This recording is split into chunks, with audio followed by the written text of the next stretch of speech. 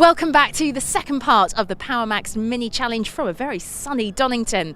Now, before we see the Coopers in action, let's have a chat to a returning driver to that class, Ricky Page. Ricky, nice to see you without crutches. Yes, it's a good start to the season. My motto over the winter was no racket sports and let's finish some races. But yeah, it's going to plan so far. Well, despite the injury that you had for pretty much the entire season, it didn't stop you. You did incredibly well. We saw you a lot on the podium. You ended up third, didn't you, in the championship? Yes, it was a difficult start to the season because we missed the first race, and then at Alton Park last year I threw it away in the first race and destroyed the car, so that was another 3 rounds down. But yeah, towards the end of the season I think we won 3 out of the last 5 races, and we've come to do the business this year. So let's talk about this, because this is your 3rd season with the Coopers. You're sticking with the Coopers, but of course it's a new format this year. So what do you think about it? I think it's great. It's great for the Coopers because the JCWs, they lapped us last year at most of the short circuits, and it proved quite difficult us letting them through whilst trying to have a race. But for me, I think it's great. I can go and watch the JCWs now as well as enjoy my own racing and vice versa. It's fantastic. It's time to go racing with the Coopers now out on the tarmac, all on their own. Now, with former champ Shane Stoney out of the picture, I'm sure Ricky Page will be looking to do battle for first. Let's see where he lies on the grid with Ben. Thanks, Michelle, and great to see the Cooper class cars with a field all of their own for this year. It promises to be very exciting. So Nathan Harrison and Simon Walton share the front row from Martin Poole and Ricky Page, and it's Darren Chatt and Henry Neal, son of British Touring Car Championship legend Matt Neal, who complete row 3. Wait for the lights to change, and away we go to Donington Park, and that's a very good start from the white-roofed car of Ricky Page. He launches off the line, but he's boxed in by the front row as Nathan Harrison is, who's got the inside line in the red car from Simon Wilton in the silver machine. They turn through Redgate Corner, try to get several minis into the space that's only big enough for one in the midfield, and then head through Hollywood on to the Crane. The curves next along, running out a little bit wide there, Simon Walton. That allows Nathan Harrison to draw alongside him, door handle to door handle into the old hairpin, getting his elbows out just a little bit there.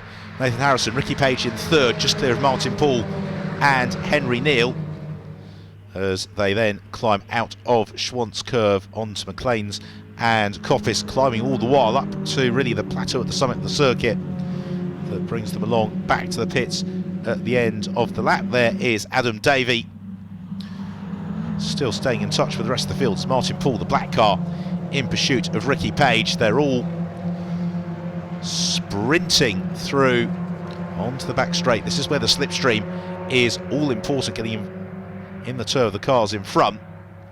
Here's Nathan Harrison, who leads from Page, and then Martin Poole, and Henry Neal moves up into 4th, just clear of Simon Walton. But what we have seen time and time again in Cooper class racing in the Power Max Mini Challenge is that the order at the start of any given lap is almost certainly likely to change by the next corner, and that's what we're seeing here as Ricky Page looks to the outside. Nathan Harrison. Harrison desperately late on the brakes, the car moving underneath him, but Harrison maintains position as then they all run wide further behind through Redgate. That's what we want to see. A little bit of action, and then downhill into the Crane, the curves, and Harrison and Martin Poole.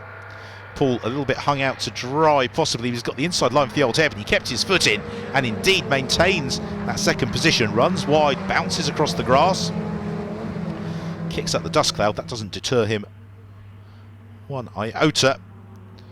And then Coppice and McLean's next along. There is Nathan Harrison, shoot of Martin Poole, and Harrison carrying the yellow stick with the black cross, which means he's a novice driver. He's competed in fewer than a handful of car races, and he's right there mixing at the very front of the Cooper class in the Power Max Mini Challenge.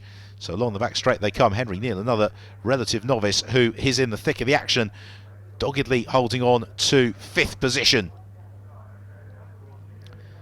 Through the chicane they come. The car's bouncing on the suspension, and these Cooper class cars are much closer to the road going minis than the cars we see in the F56s and JCW class cars. Very affordable way to go motor racing for young drivers and have an enormous amount of fun.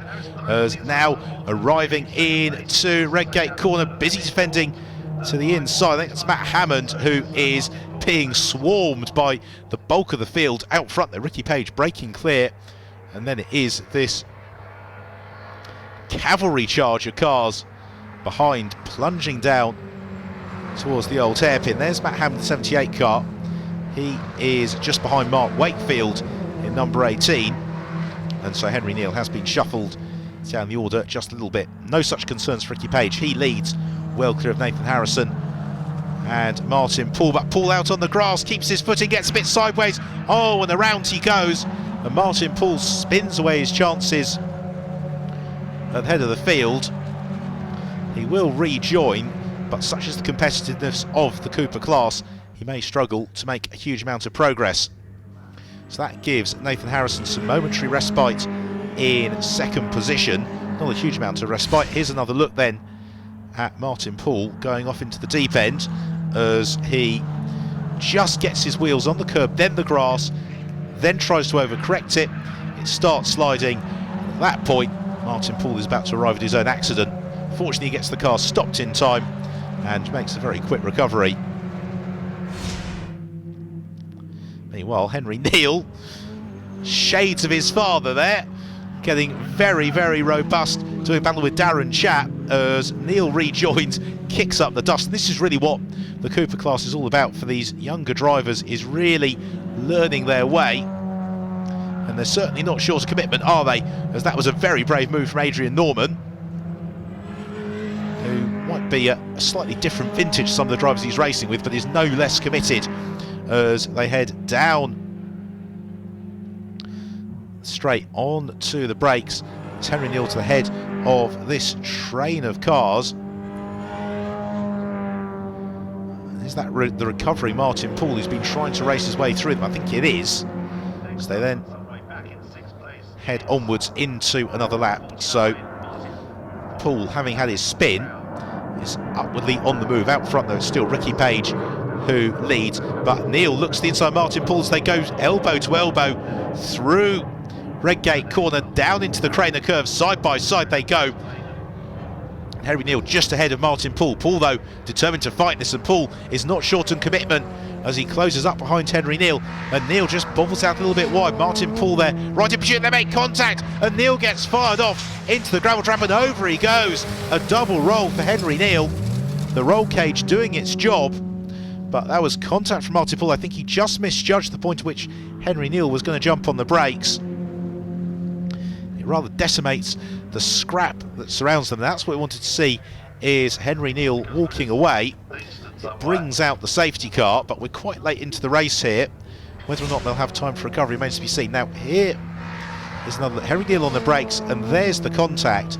At this point, Henry Neal emulates another British Touring Car Championship racer, Keith O'Dore, and the Toka shootout from 1992. As it is, Henry Neal doesn't quite clear the barriers, but nonetheless comes to rest on his roof. And unfortunately, the recovery work means that the red flag is out. The race is at a premature conclusion, but it gives Ricky Page the win from Nathan Harrison and Simon Walton. So they head down to the podium,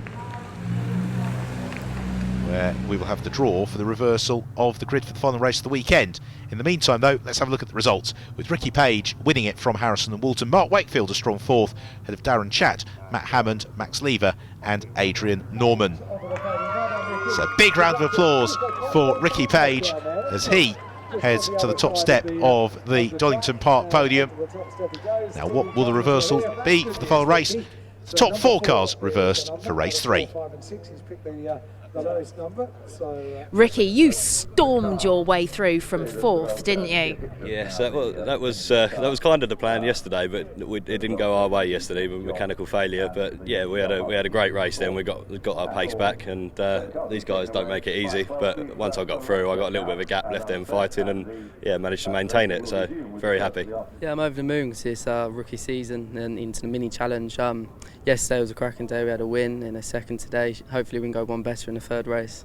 Yeah, I'm really pleased. You know, I'm one of the oldest guys out there, and to bring home a trophy at the end of the day is fantastic, and be on the heels of the younger ones. Great for the team, for Rob Sims and Swan Flight.